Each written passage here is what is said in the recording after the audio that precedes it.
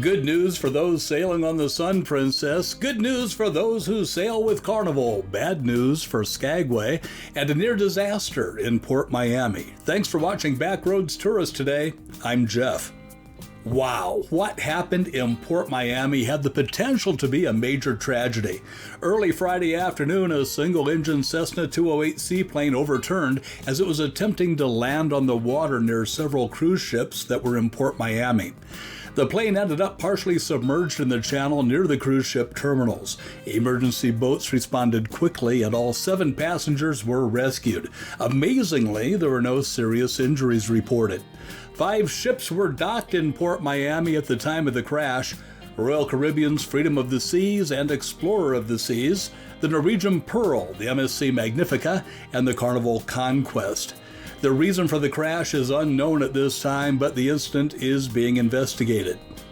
Carnival Cruise Lines has announced that they're going to be building a $100 million pier extension that's going to double the arrival capacity at Celebration Key, and they aren't wasting any time.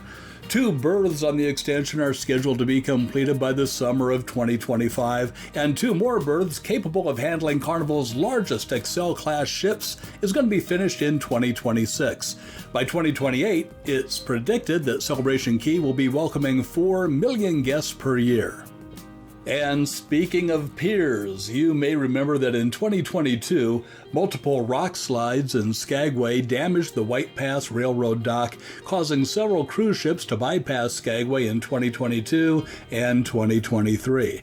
Well, a new dock float was built in Washington State and was being transported to Skagway when it hit rough seas, and the float broke into 3 parts.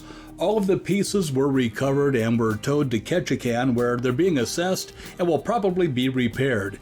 No timeline for the repairs has been given, so it's not known if the summer cruise season in Skagway will be affected. Hey, if you would be so kind as to give this video a like, a thumbs up, and then subscribe to the Backroads Tourist channel, I'd really appreciate it. And make sure you click on that notification bell to be the first to know when new videos are uploaded. I've got a lot of great stuff coming up, and I don't want you to miss it. Well, I'm really happy to bring you this story. Things are looking up for the Sun Princess. Now, just to refresh your memory, the Sun was supposed to have her maiden voyage on February 8th, but that was canceled 2 weeks in advance. Then it was going to be on the 18th, but that cruise was canceled just 4 days before the sailing. Now it's set to sail out of Rome on the 28th, and I'm happy to say that the Sun Princess is on the move. She was undergoing some last-minute technical work in the shipyard, but now she's sailing on her way to Rome. This is great news. Plus, Princess has been posting pictures of the Sun, and they seem to be trying to build up excitement for this new ship, so I don't think they'd be doing this if they thought there was going to be another delay. The sailing on the 28th was one that my wife and I were considering booking. In fact, it was in our final 2, but we opted for a different cruise instead, and we're kind of kicking ourselves now because it looks like we would have been on the inaugural cruise if indeed the Sun still sails on the 28th. We're keeping our fingers crossed for everyone who is going to be on that cruise.